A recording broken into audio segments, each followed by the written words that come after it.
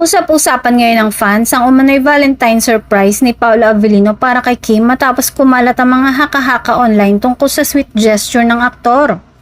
Dahil sa patuloy na kilig na hatid ng kanilang tambalan, mabilis na naging trending ang balita kahit wala pang opisyal na kumpirmasyon mula sa dalawa.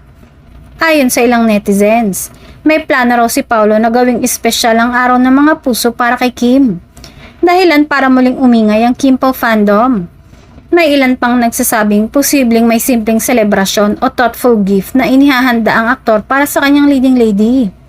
Gayunpaman, nananatiling tahimik sina Paolo at Kim pagdating sa personal na detalye ng kanilang relasyon.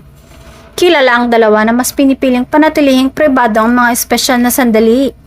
Kaya naman lalo pang nagiging curious ang kanilang supporters. Hindi rin may kakaila na matagal nang sinusubaybay ng fans ang bawat kilos nila. Lalo na kapag may okasyon tulad ng Valentine's Day.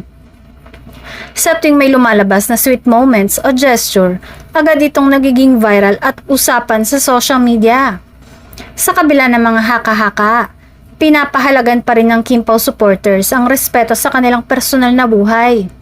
Para sa marami, sapat na raw na makita ang magandang samahan at chemistry ng dalawa.